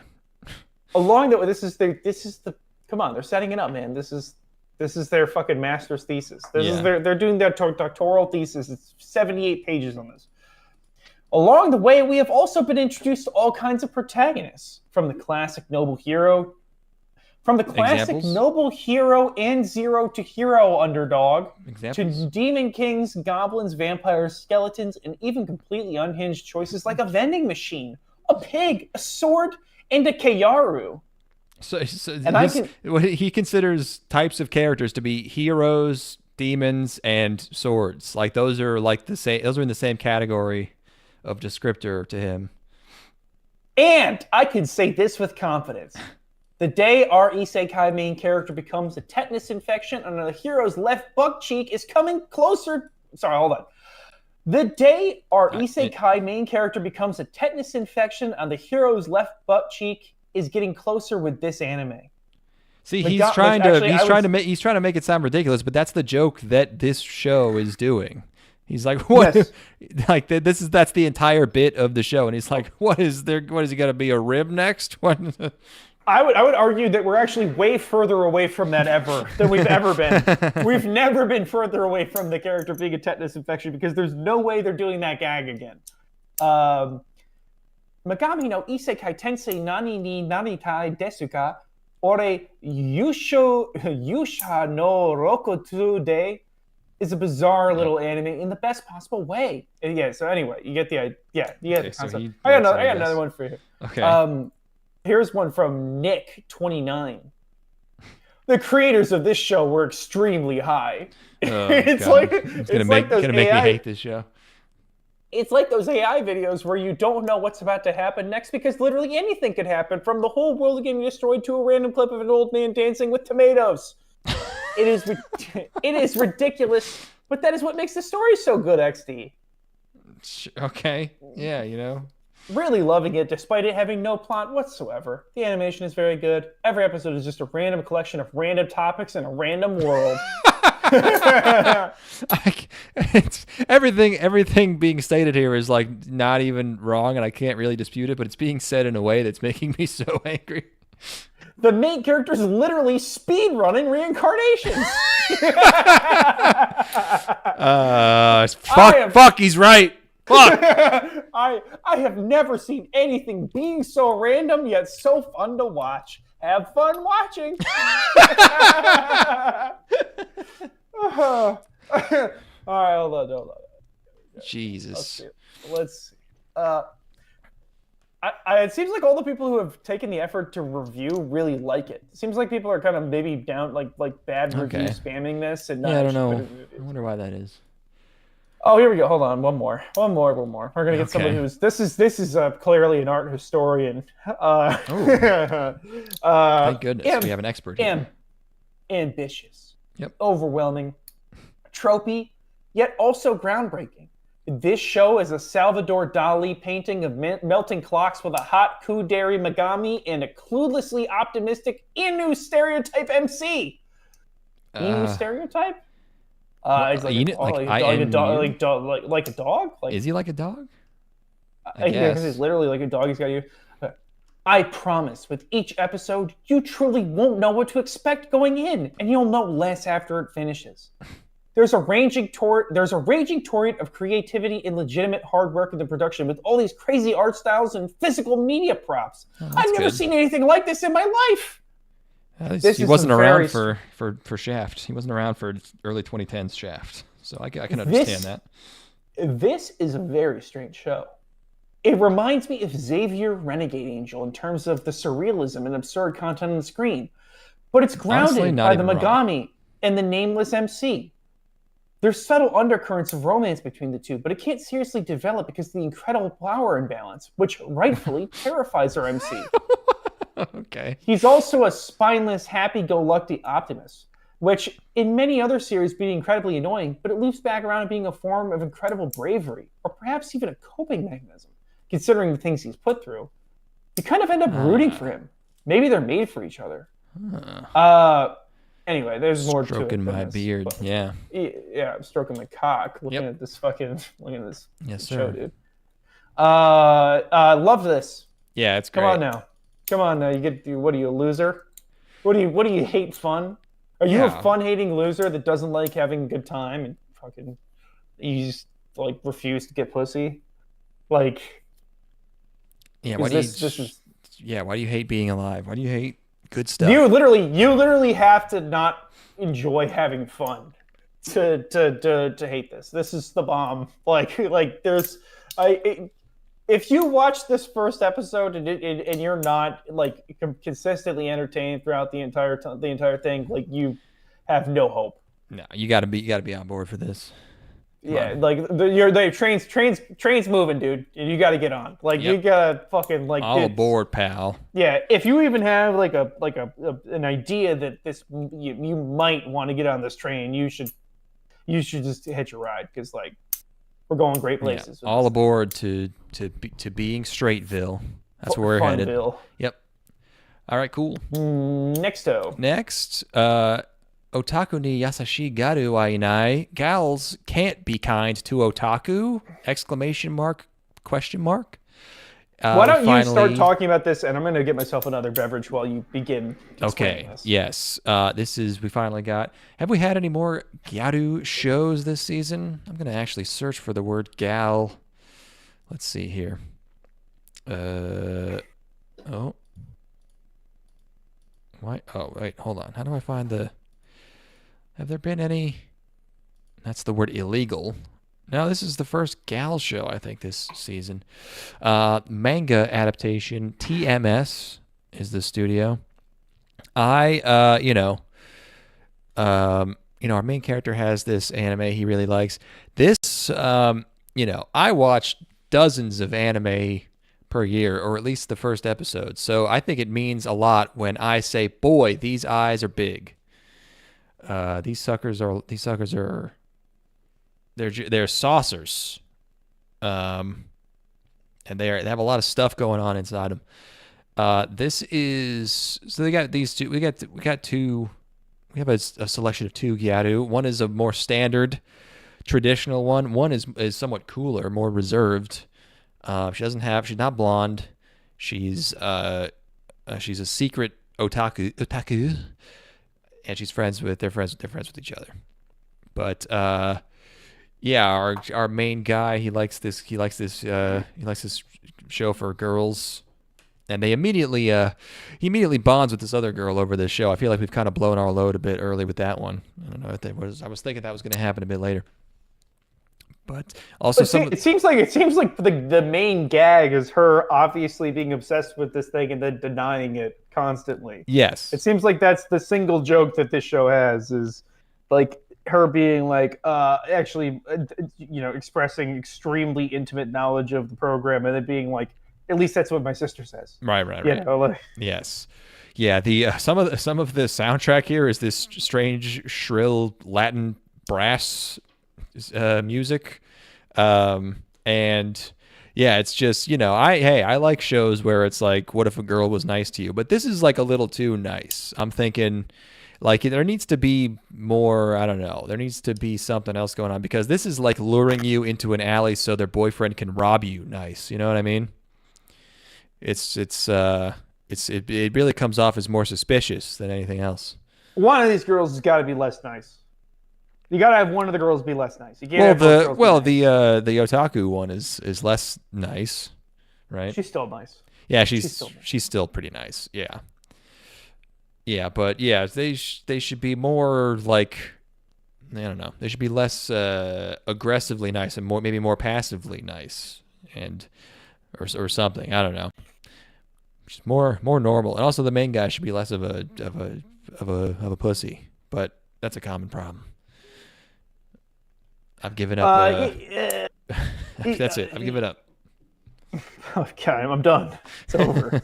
Podcast done. Hey, wait a minute. Their focus, like their defocus emulation on this is all fucked up. Like, why is it's like a radial vignette? Yeah. Where like the stuff all behind her, it's like they got the tilt shift down, and like the stuff behind her is in focus, but the stuff off to the sides is out of focus. This is not correct at all. Yeah, I don't know why they had to do it like that. Maybe this is like, maybe there's no fucking lineup. Did they draw like her and the background on the same like layer, and they couldn't like separate, blur them separately? I don't know. This is like if you really. This is what it looks like if you fucking smoke meth. Is like you just. He's got tunnel vision. Yeah. You tunnel vision. I mean, having a girl like this, talk to you is for him like kind of on the order of magnitude of a sort of amphetamine psychosis. Can you imagine having both of them? Having both of those at the same time. You're talking to this pretty blonde gyro lady with huge tits and big eyes while you're fucking high on meth. Sounds awesome. Yeah. That's a lot. Go home, beat your cocktail pulp. You get to go home and write the song. Fuck. No, whatever. It's gone now. Who's the band? I can help you get there. Let's figure it out at least. Semi-Charmed Life. There we go. I got it. Yep. And if I squint hard, the otaku gal looks like Iori from Idolmaster, so that's kind of a plus for me. And yeah, I don't know. It's that. Didn't hate this. Kind of nothing. But yeah. There's a little bit of something going on here, because the protagonist is like so pathetic to me that I'm almost Yeah, it takes me back to my brony days. You know what I mean? It just True. really takes me back to being like totally desperate for even pre-brony days of like so desperate for any girl to have any interests aligned with my own, like at all. Like Right. ever at any point in my life having a single girl who liked the things that I liked at all. Before I realized that doesn't matter. But but like the like the moment, just totally fucking freaking out and becoming like a frothing maniac the moment that I learned a girl owned a Wii. You know what I mean? 250 million units sold. You know what I'm saying? It's like, oh my god, what games do you have on the Wii? Did you play Twilight Princess? Have you played fucking what was the first person shooter game? Blood gun, blood sword gun. Gun sword? No, I don't know. Yeah, there was that. Whatever, it doesn't matter. Do you play the Conduit? You gotta play the. Why don't you give me your Wii ID number so we can play the Conduit together? Yeah, give me your 256-digit friend ID code. Yeah, I'll tattoo it on my arm so we can play Call of Duty World at War. Yeah, well, why don't you come over? We could bring your Wiimote so we can play Wii Party together. We can play the Tanks game. Yeah. What was the deal with this strange man who didn't know how to use a cell phone? What was going on in this scene? I totally was zoned out for this entire sequence. This character, I don't remember there being any point to this. I saw him enter the frame, and I'm like, this will be a good opportunity to think about something else for a bit until this guy goes away. Think about running. It's just, you have a little thought bubble where you're like, what if I was running down the street my legs are just moving in place. your thoughts, your brain is converging on that of a golden retriever. You're just literally having daydreams about running. That was. It's 95 degrees out. The sun is out. I have no fucking. Yeah. I have zero SPF on me whatsoever. It's just this. It's just. I had this picture up the other week. This is just your brain now. I'm thinking about running while I'm running. I'm like, man, it feels so good to run. I'm so glad I'm running right now. Yeah. I'm listening to 3 Days Grace. Yep. Just like I've completely desensitized myself. I can only listen to Slipknot now while running. It's the only thing that stops the ache. There you go. So yeah. Anyways, yeah, I was entertained by this, even though it's nothing. It was good. It was tasty nothing. It was like you know what it was? It was like eating a funnel cake. Yeah. You get to the end of it, you're like probably shouldn't have eaten all that. Probably shouldn't have been as pleasurable as it was, but I did it and I don't regret it. Yep. I'm kind of sluggish and horny now, but hey, it didn't cost too much. It's all the holes, really. Yes, it's something they put in the. Fucking. It's like a bunch of pussies looking up at you. All right. Yeah. Nexto? Yes, Nexto. Yeah, I like the way it looks. I like looking at it. The eyes are big. Tadaima Ojamasaremasu. Pardon the intrusion, I'm home. Manga. Did we have to? I don't know if we really have to translate that one. I mean, that one, you've heard that one. Manga Tatsunoko. This is about another person who likes to watch anime. This one's kind of Hanazawa. And she's like an office lady, I guess, a salary woman, and she lives by herself. And the opening plays, and you see these two dudes, and you're like, what the fuck are these two dudes? What's going on? Because there's like Nerd Boy, and then there's height beast. Yeah, like is this guy's, what type of guy is this? I can't even tell. Like bad boy. He's like Japanese. He's dangerous. It's like, is this supposed to be like a bad boy or just like a slob or some kind of wigger? I don't know. It's emu. But then it turns emu. But then it turns out he's none of those things. I don't think he's just like he's a mangaka, because it turns out that he is the author of the show that she watches, and he bangs on he keeps banging on her wall when she watches a different show other than his. This dude is a creature of pure id. Yeah, he wears like camo pants. I just kept thinking of that Mitch Hedberg joke where he's like, I like to play loud music. My neighbor doesn't like it. He keeps banging on my wall whenever I do. So I like to mess with him. I go around. So that she gets the glasses boy to kind of intervene, and now she's got these two boys, and we've just, the abundance of, of choices here. We're really Tumblr would have eaten this up, dude. I mean, this would have been fucking. There's so many female or male harems. I don't think this is really. It's these two boys. These are the two boys that my girlfriend wanted when I was in high school, and this was like either of these would have been satisfactory to her for sure. I was closer to the mangaka than I was the nerd boy for sure. This is like, I know I got to see it firsthand. I was there. I saw Tumblr brain 14-year-olds. I was there. This is everything they wanted. This is everything to them. Yeah, I guess. I feel like to get a really like big like Tumblr show going, you need to, because it's like what's it called, where the boys were countries, Hitalia. Like you need to have like I don't know, they need to be kind of weirder and kind of twinkier and kind of I don't know. Like I just it's never going to be the A-list of the Tumblr shows, but this would be in the rotation of like I want a show where there's boys but they're a little older, and that's how you get here, I think. Which she obviously wanted boys that were a little older. Right. Because I had a car. That's important. Yeah, these guys don't have cars, probably. Very unlikely. Yeah. But this is kind of dumb. I don't know. Wasn't that funny? No. It's kind of stupid. I'm not the target demo, I acknowledge, but I'm allowed to watch. I'm allowed to watch whatever I want. Yeah. What are you going to tell me I can't weigh in on this? Is my opinion not valid here? It's just my opinion. Leave me alone. It's just my opinion, dude. Not really much of anything. No. I did like when he broke through the wall twice. That's about all I can say. It's an okay bit. It's a lot. The other guy just keeps saying like, he tore down your wall. Like he just keeps, because that would be like kind of a deal breaker in real life. So it's pretty funny. Yes. Yeah.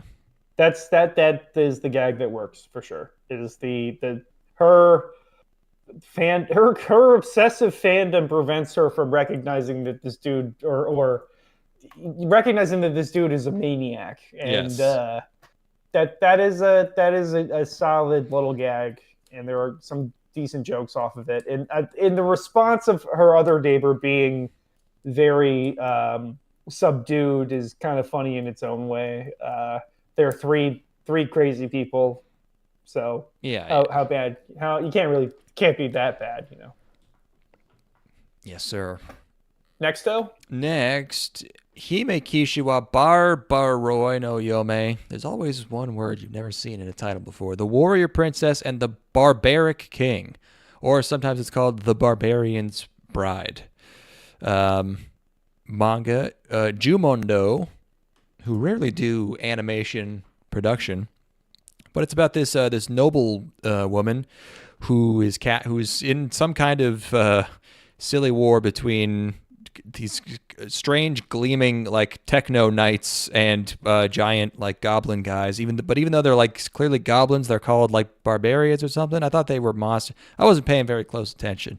Really, I have not been paying close attention because I'm really stuck on the studio's name being Jumundo, which sounds like if you were like some sort of like Hasidic outlet mall. And you were going to have like a closeout sale. You got Jumundo savings. That's all I got on that. Yeah, well, it's what you say at Jewish summer camp before you jump into the pool.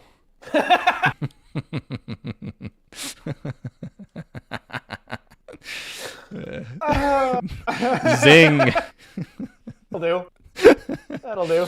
I never. This is not really a palette I work in much, so I I don't. My brushes are a little. They're a little rusty. I'm in this sort of realm of racial humor, so. I just did that one. I don't even know what I was referencing. What is the thing you yell before you jump? Cowabunga. No, isn't there another one that begins with J? Geronimo. That's what I was. Okay, I knew there was something. I'm okay. Geronimo. Yeah. Yeah, that's great. Yeah, that's great. Nice lighthearted racial bit. Just we're not doing anything wrong. We're just being like. Yeah, it's you can see Jewish kids doing that. Jewish kids love to have fun too, just like the rest of us. They're just like the rest of us. Yeah, don't fucking come after me for that one. Don't cancel me. If you want to cancel me, all you have to do is go. Okay. Now that joke was harmless, but let me hit you with one that maybe less. Now hold on. There was someone wrote an article that was like, I think my grandfather may have molested Jeffrey Epstein when he was a kid. Right? Hell yes. And she was writing about like growing up in like some very insular Jewish neighborhood. I didn't actually read the article. I just saw this snippet, and it was like, dude, there's no way anyone could have made this up, because she goes, my grandfather, the street ended in this dead end, and it was this perfect diamond for the boys to play baseball. And my grandfather set up this baseball resale business. If they hit it over the fence, he would collect them and then sell the baseballs back to the boys. No. And it's like, dude, no way. She just stuck that one in there into the article and just be like, Wow. Oh my god! The thing is like, if you really want to terminate my what is it? So it's 2028, 2032, 2036, 20. If you want to terminate my 2040 presidential campaign, you really just have to go. Like, if you're listening, if you are currently the opposition candidate in 2040, and you're like trying to find stuff in here that's going. I mean, if you haven't already found it, because I'm sure we're going to say awful stuff after this point. That will obviously make me completely unelectable. But if you want to find stuff, just go to episode 2 of Gangs of Three Weebos. Go to episode 2 of Three Weebos. Go about like fucking minute in, and you have that timestamp burned into your brain. I remember the exact moment I became completely unelectable. I was editing at that point, so it's not inconceivable that I'd cut that out, but. Might be in there. If you go look, you might be the gold you're looking for. Otherwise, you're gonna have to do a little bit of greater digging. You might be able to just get me through association, but I really think the most compelling stuff's gonna be in that first sort of season of Three Weebos. And like, even if you do find it, it's kind of within that realm that's sort of been largely forgiven. Like 2015, like that's right on the fringe. Pre-2015, I think I probably would be okay, but you might be able to fucking nail me in the 2015. That will come down to A versus ER. Like that's like going to be a factor. But so that's just if I want to save you a little bit of time, because you will find it eventually. Just give it. You're like a serial killer. You want to get caught. I know you're an unpaid campaign intern who's like sifting through things that like plausibly could be me. They're like, this sounds. The AI determined this guy sounds a little bit like him. It is me. No, you definitely have no original sin, bro. You're literally confessing to someone to an imaginary person. Not to God. No, not to God. to a person you made up in your head. To a man. A hypothetical man. No, they will exist. Oh, he's gonna return? You think he's gonna come back? No, this is a person who. He's going to be delivered from the ether. You think? No, they're finding my texts. They're finding my scrolls. I'm the god in this situation. I'm the person who's so. Which again, you might be able to use that if you have a clip of me saying, "I am the god." I am God. 2040, we might care about that again. So like that might be enough, depending on how puritanical society is. What party I'm running for. What state I was a senator from at that point. So all of these things, use them to your advantage. Use them in good conscience, and I wish you luck, because I'm so charismatic. You need all the fucking ammunition you can get, baby. Anyway, next. Let's talk about this anime. Yes, most of the appeal of this show comes from this this girl and her facial expressions, they really just I like the art style and I like her design, and she just makes good faces. And sometimes that's enough for me personally. You know, I mean, there's sort of, I don't even know if there's a word for this. There's a humiliation aspect. There's like a light humiliation aspect to this. You know, in a sexual way, yes. And so that's really kind of carrying it, I think, because she's like this high and mighty. You know, she's like a fancy lady, and then she's been bound. In this you know, in this room. Got an in-between screenshot going on here. Was this? I was like, this one's blurry. Whatever, I'll just screenshot it. You know, the point is, man, they got really punchy, deep shadows like on this. You know, like the really hard outlines on some. Yeah, characters it has some of the dark outlines, like comic booky. Yeah, some of the outfits are not as good. Like, you know, this armor's kind of weird, but anytime armor has like built-in abs, I'm like, I don't know. It just ends up looking like Batman and Robin or something. And especially on like her, like she's got, and they're like weirdly shaped abs. They're like, I don't know. I'll get there. She also has real abs later. I mean, yeah, she has real ones that also like. I mean, if you're into chicks with abs, like maybe it'll do it for you. I mean, you could probably. Like, it did actually. Weigh in. Okay, I was gonna say I just thought they looked out of proportion, but hey, you know, if you like it, then no, they worked. Great. No, it didn't matter. It was fine. That was good. Yeah, but see, its faces like this. It's the sort of fear and also the tears. You know, it's look. Yeah. It is. You know, it could be worse. This one too. Yeah. No, I mean it's great. It's really. If they keep doing that, then we're A-okay. We're in the clear, buddy. These are words that have never been uttered by a single person who was at either of those rehearsal dinners, talking about how the humiliation was the thing that they really liked in a show. That was the thing that really did it for them, is the fact that the girl was broken and had tears in her eyes. Wait, in a sexual way. Rehearsal dinner? What are we talking about? The ones I was talking about earlier with normal people. With normal people at them. Well, yeah, I mean, never even crossed their mind. Well, did you listen to their podcasts? I did actually. Oh shit. Okay, and they were just mostly talking about like Jesus. they were just talking about mostly about Jesus. They're talking about. Actually, they're in a way kinkier shit. Like people getting nailed on crosses and they were talking about stocks and dividends. Yeah, fucking talking about they're getting their handicap down. What does that mean? I have nothing else. Golf. Oh, okay. I gotta get you school you on some golf, dude. Are you a righty? You're a righty, right? Yeah. Okay, yeah, we'll have to do some fucking golf next time I'm in town, or when I'm in town. I guess in 2 months. We'll because I gotta be able to drop some golf on you. Yeah, I did know that handicap was a golf phrase. I just was not putting it together there. Because it is country club rehearsal dinner, so these people golf. They're trying to golf a lot. There's all rehearsal dinners have stories about golf. So if we're gonna infiltrate the upper class, we're gonna have to learn a little bit. We're gonna have to learn. We got the Miata. Now we just need golf lingo, and we need to talk about I don't know. Talk about a book that we read or something. I don't know. The Sabres won tonight. That's a good start, you know. I read this book, How to Unfuck Your Fucking Shit. It's really actually amazing. It really helped me a lot in my. Oh my God, that's so true. It helped me kind of unravel a lot of I read Bill Maher's book. The fucking everyone who likes Jesus is a retard, and I was. Which he gave to me. It was signed. Hey, I brought you this signed copy of the fucking Jesus retard delusion. If you wanna, it was written to you specifically. I had him sign it for you. I know Bill Maher, by the way. It's 330 photocopied pictures of my ass. So there you go. That's all for you. It's the pages are stuck together with my cum. And, yeah, I personally cum every book. Yeah, it's written in shit, and I figured you would get a kick out of it. Anyway, yep. So what do you think? We want to hit the front 9, the back 9? Where should we start?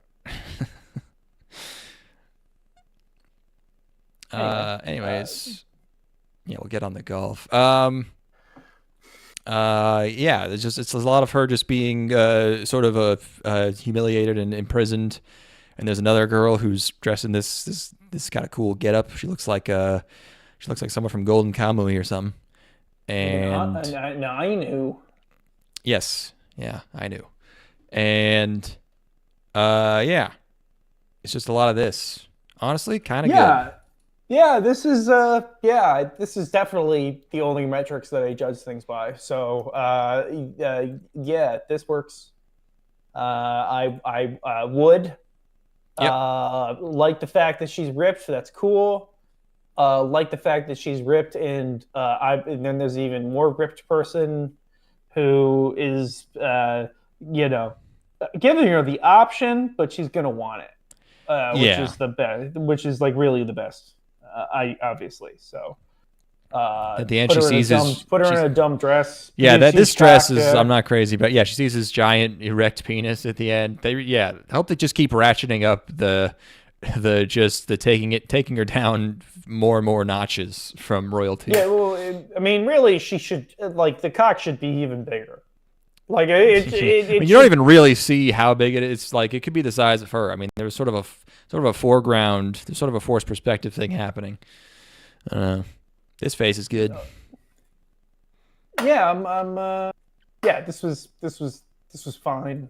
Not my particular brand of humiliation.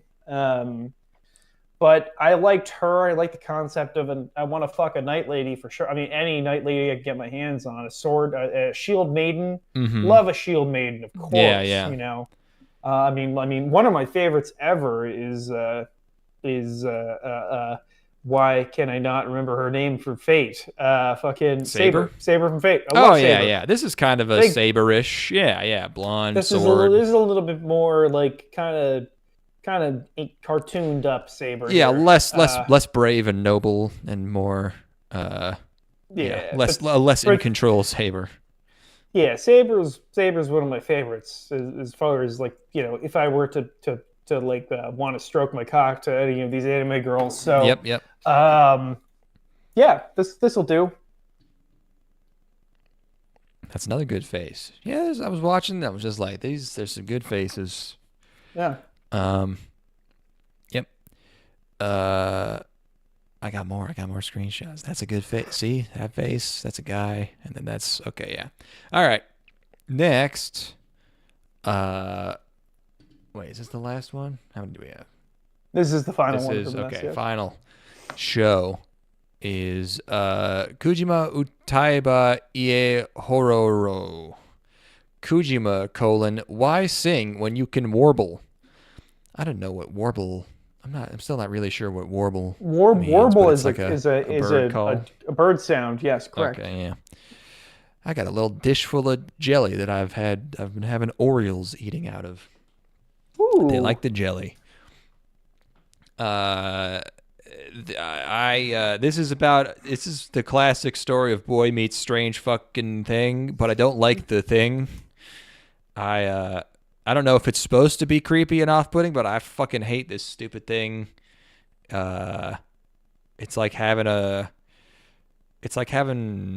I don't know, like what? It's like some kind of weird theater play extra dressed in one of those weird suits where he's moving stuff, but you're not supposed to see him.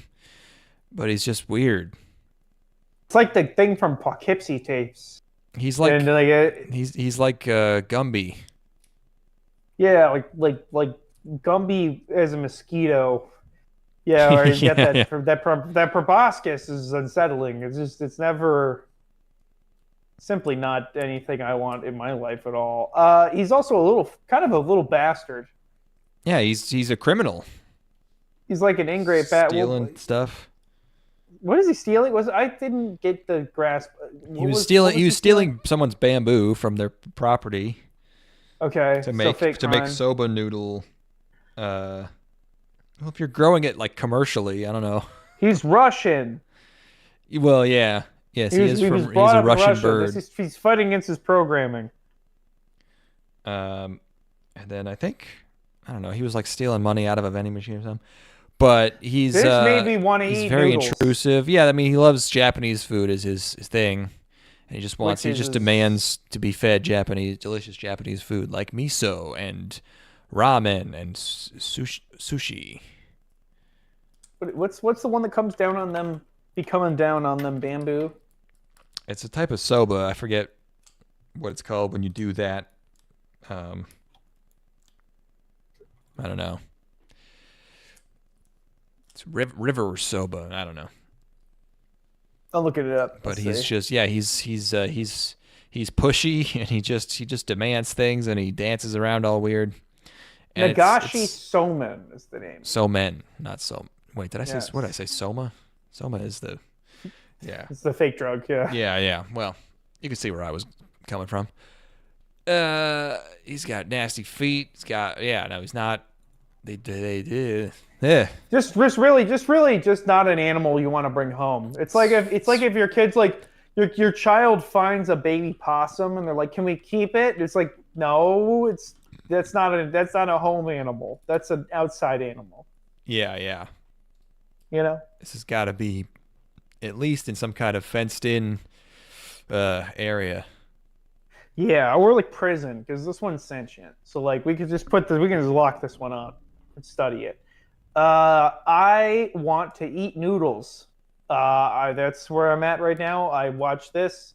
I don't even necessarily... Soba is not my preferred noodle, just because I need protein in my dish somewhere, please. I'm a growing boy. I have to have protein. But I just would love to eat a noodle of any kind in any sort of broth right now, because I'm carbo loading, because I'm running so much every single day, and nothing sounds more fucking satisfying right now than eating a bunch of noodles, which I almost bought when I was in the grocery store the other day. It opted not to. Instead, I've been eating rice, and now I really want noodles. I want to eat some ramen. I want to eat some ramen right now, and I don't have any. So that's all I got. Oh, you have to make some dough real fast and chop it up, and boil your own homemade spaghetti, homemade pasta. Take a quick fucking 45 minutes to make some ramen. Yeah. Yeah. I mean, that is true. But I will say, getting the viewer to want to eat noodles, not a very big achievement. That's pretty easy to do to me. This was not by any means an endorsement or co-sign on this weird ass show with this obnoxious alien bastard. Yeah, he really. Yeah, no, he needs to go away. He's a little fucker. I mean, he needs to either get smaller, because if he gets smaller, I think it's a little bit more charming. Too big to be this obnoxious. Too big, too male. I would say. Yeah. If this was a fuckable little fucking sexy, obnoxious ladybird, maybe we'd get something going on. If this was a little avian fleshlight walking into my house, I'm keeping that thing. Yeah. I'm keeping it away from my big brother, because he's gonna want a piece. No, thank you. Or you can tag team with your brother to high five while you guys. We're not gonna Eiffel Tower the sentient Russian bird. Absolutely not. The 3 foot tall Russian bird. Oh, I didn't know you were going. I didn't know you were going that. I didn't. That's not as small as I thought we were. Because that's an uncomfortable. I feel like under 1 foot, or over like 5 foot. Once you get into the 3 foot territory, I feel like there's some bad implications happening. 1 foot, you and your brother are meeting in the middle, which is not an acceptable thing. So, like, you have to have enough space to where you and your brother can Eiffel Tower this thing and high five, while also keeping a reasonable distance between your phalluses. That's a good point. I hadn't considered that. It's important. I would say 16 to 24 inches, because otherwise you're getting it. So what are you gonna fuck? Because I'm taking up that whole thing.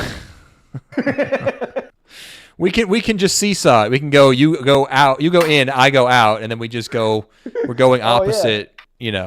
Opposite thrusts either time. Yeah. That's why you only ever see fucking big hoes at gangbangs. That's why you never see a skinny hoe at a gangbang. You don't want to meet in the middle. You don't want to touch tips inside. That's why you never bring a skinny hoe to a gangbang. This is. I'm never driving my black coworker home ever again. That's man. Of course, that's why you have to drive your fucking black coworker home. I mean, honestly, what's so lame is that none of the girls at our fucking school ever got ran through. All of my friends that went to hood ass high schools, they had like girls that got fucked by the entire all basketball running team. Trains. Yeah. Yeah, like that's just not right. Like we had girls that were ripe for train running. Like we had girls who obviously would have done it. Yeah, well, But it's just there's like, no... yeah, you're never alone with a bunch of other kids. You know, it's like most people have their parents, so it's just like you're. Where the fuck is where are the party? I gotta find out if there were parties going on and we just weren't invited to them. I gotta know about this. There were rumors of them, but like, yeah, I don't. It's just like they're pretty I'll get to the sparse, I bottom of think. this. I'll get to the bottom of this. I know all the people that would have been having the parties, and I've reconnected with many of them. I'm gonna find out if we just weren't invited to these fucking parties. Yeah, we definitely weren't. I wouldn't have gone even if I was. I know we weren't, but I should have been. I'm indignant about the fact that we weren't. I would have been. I mean, I was like a fucking straight edge at the time, so it wouldn't have been any fun. Yeah. But you know, at least I want to have the option to say no and then turn my nose up at it and then call the cops and have the cops come and then everybody gets fucking locked up in prison and then they go to they go to jail. They're not going to prison. They're going to spend a night in jail. Their parents have to come get them out of jail, and then they have to promise to never do it again. And then they don't smoke weed again for like 2 weeks, and then they start smoking weed again. Right? That's at least have the option. And then they give me the key to the city. Oh my God! Thank you. Well, we're gonna give ourselves the keys to the city once we're mayors. Yes. Co-mayors. So anyway, did not like this one. No, this doesn't need to be here. This doesn't need to exist. This is a good batch though. At least I feel like this whole season, even the stuff that I haven't really liked, there's at least been something going on that's interesting to me. You know, so I mean, one of the better batches of shows we've had as of late, I think. Yeah, it's really not that bad. It's pretty easy to get through. Pretty happy with these. Yeah. So there's a show next time that seems to be about college people drinking. That sounds great. Yeah, I wish we could have gotten to that one. Yeah, I'm excited for that one. They're lesbians. It's a Yuri / alcohol themed show. It seems something that I might be interested in. Yeah, I mean oh my God, I'm fucking due for it. I haven't been drinking at all because my hangover has been so vicious. I basically, again, I think I've talked about this. We've talked about this. Basically, only drinking when we record now. I'm in for a world of hurt tomorrow, and then I know once I watch that show, I'll be like, I fucking wish I was drinking right now. You know, that's how it goes with this anime. You know, where you're like, you watch a show where it's about drinking or something, you're like, fuck. Or what was it The Night is Short, Walk On Girl? Oh, that yeah, was the one where it was one where you're like, fuck, I wish I was getting drunk right now. You know? Yeah. So next batch of shows, honestly, this looks fucking tight. This has been a good ass season. It might be good, yeah. It has not been, and if the next show has no, you just erased one, by the way. If the next show, oh, there you go. If the next batch has no isekais, then if we don't count Megami, the rib show, because it's not a traditional isekai. The best show this season. Yeah, and also it's good, so like it's fine. It gets an exemption. Then we might have a 0 normal isekai. Our national nightmare is over. I mean, Snowball Earth was kind of an isekai because it is like a different world, even though it's the same world. He just came as like the future. Doesn't follow the rules. Yeah, I mean, yeah. If you're going by a reasonably standard / strict definition of isekai, we may have 0, which would be basically like the Berlin Wall falling or something. I mean, it's just they would be like it's freedom at last. We've done it.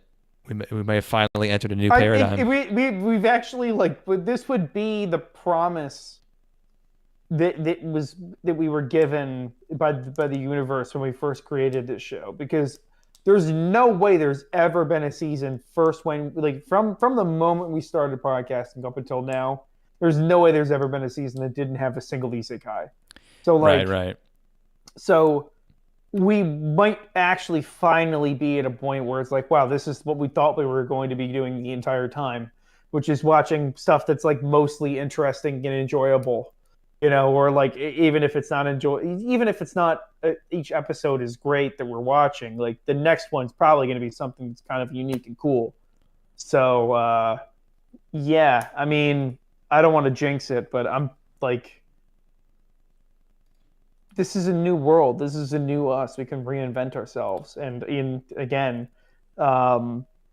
if you're going to try to find stuff to sabotage my campaign with, this might be the moment, because it might be like right before we get loaded with an entire season that's nothing but isekai. I'm actually the one that cursed us all. So, were there no villain?